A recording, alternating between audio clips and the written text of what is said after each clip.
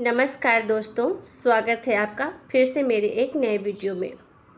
दोस्तों, हिंदू धर्म में प्राचीन काल से सूतक और पाठक नाम की दो परंपराएं चली आ रही हैं। यदि मनुष्य के घर में किसी की मृत्यु होती है तो उस घर में सूतक के नियमों का पालन किया जाता है। उसे अमृत व्यक्ति के जितने भी सगे संबंधी, भाई बंधु, परिवार के लोग होते हैं, उन सभी के घर में सूतक लग जाता है और उन्हें सूतक से जुड़े नियमों का पालन पूरा करना पड़ता है।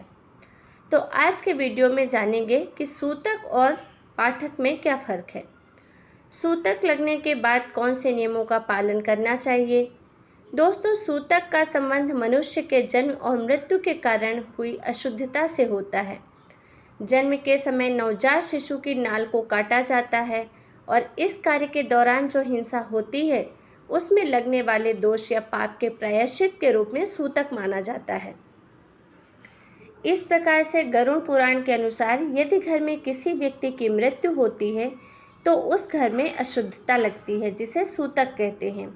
और मृत्यु के बाद जो अंतिम संस्कार होता है और उसमें जो शरीर के साथ हिंसा होती है, उस कारण से जो पाप और दोष लगता है, उसके प्रायश्चित के रूप में पाठक लगता है। मनुष्य की मृत्यु होने के पश्चात उसके परिवार के लोगों को विशिष्ट काल अवधि तक अशुद्ध और अशुचित की प्राप्ति होती है। अमल और अशुद्ध का अर्थ होता है अपवित्र अथवा शुद्ध के विपरीत आय।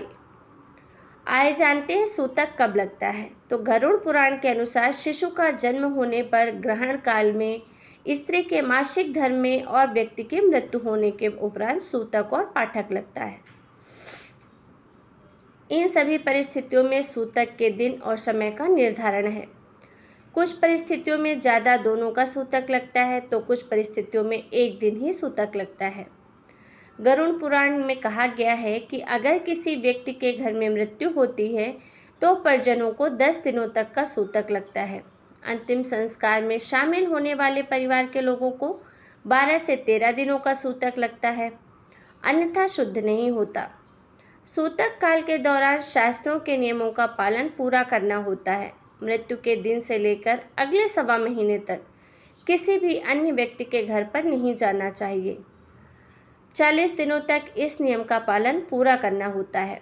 गरुड़ पुराण के अनुसार 40 दिनों में एक नक्षत्र काल पूरा होता है। यदि घर में किसी शिशु का जन्म होता है या किसी व्यक्ति की मृत्यु होती है तो यह सूतक पूरे 40 दिनों तक चला है। जो व्यक्ति की मृत्यु होती है उसके साथ पीढ़ी के बाद लोगों को 3 दिन तक सूतक लगता है, लेकिन इसका निर्धारण करना बहुत कठिन है। मृतक के मामा, भतीजा, बेटियां, इनको कितने दिन का सूतक पालन करना चाहिए, यह सब कुछ उनके रिश्तों और संबंधों पर निर्भर करता है। लेकिन अगर मृतक का किसी के साथ रक्त का नाता है तो उन लोगों को गरुड़ पुराण के नियमों का पालन करके 40 दिनों का सूतक काल पूर्ण करना होता है। मृतक की तीसरी पीढ़ी के लिए ये सूतक केवल 10 दिन के लिए होता है और चौथी पीढ़ी के लिए 10 दिन और 5वीं पीढ़ी के लिए 6 दिनों का सूतक होता है। लेकिन जो लोग एक ही रसोई में भोजन करते हैं उनके लिए पीढ़ी का कोई नियम नहीं है। यदि उनके घर में मृत्यु होती है तो उन सभी को 10 दिनों का सूतक काल का पूरा करना पड़ेगा। वहीं बालक का जन्म होने पर भी सूतक काल माना जाता है। जिस स्त्री ने शिशु को जन्म दिया है उस स्त्री के लिए सूतक काल 45 दिनों का होता है। जिस स्थान पर शिशु का जन्म हुआ है वह स्थान 1 महीने तक अशुद्ध माना जाता है।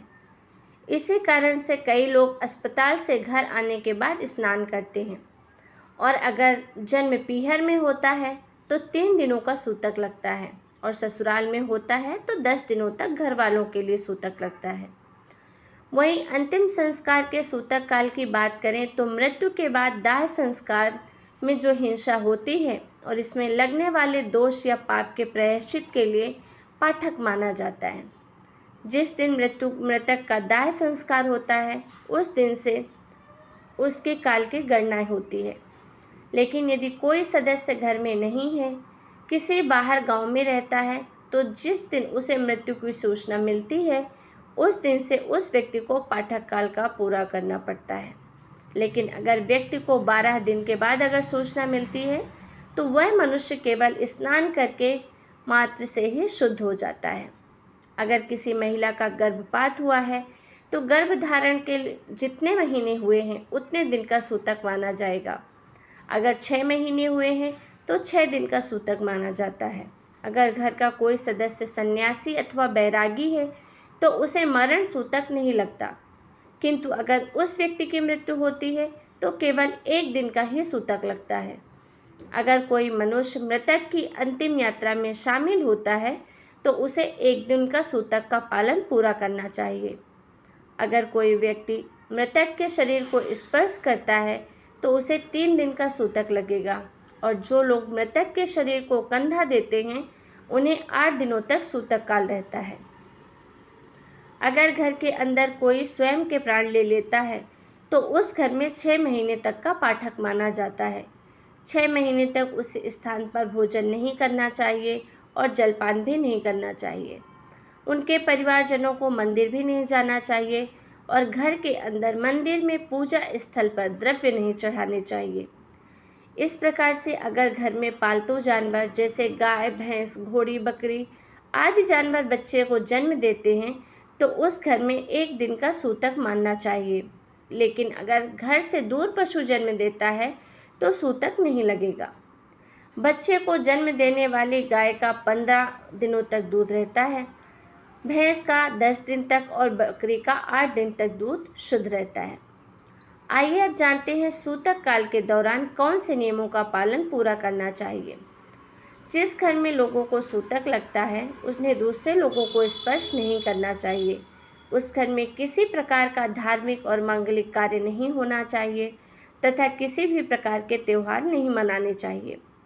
उस घर के लोगों को सामाजिक कार्यों में सहभागी नहीं होना चाहिए और दूसरों के घर में भी कभी नहीं जाना चाहिए। उन्हें किसी भी मंदिर के भंडारे अथवा पंगत में भोजन नहीं करना चाहिए। अपने ही घर में रहकर नियमों का पालन पूरा करना चाहिए। सूतक के दौरान घर में स्त्री और पुरुष को संबंध नहीं बनाने चाहिए। अगर घर में जन्म हुआ है तो शुद्धता का ध्यान रखते हुए भगवान की मूर्तियों को स्पर्श किए बगैर ही भजन करना चाहिए, और यदि किसी की मृत्यु हुई है तो गरुड़ पुराण का पाठ करना चाहिए और भगवान का ध्यान करते हुए गुजारा करना चाहिए तथा मृतक की आत्मा की शांति के लिए प्रार्थना करें। सूतक काल और पाठक काल के समाप्ति के बाद घर में गंगा जल और गौमूत्र छिड़क कर घर की शुद्ध कर देनी चाहिए। इस प्रकार से सूतक काल के नियमों का पालन पूरा अवश्य करें। तो दोस्तों, इस प्रकार से हमारे शास्त्रों में सूतक और पाठक काल का वर्णन किया है और उनसे जुड़े नियम भी बताए हैं। उम्मीद है कि आपको ये जानकारी अच्छी लगी होगी। वीडियो को लाइक ज़रूर करें और कमेंट में जय श्री कृष्ण अवश्य लिखें।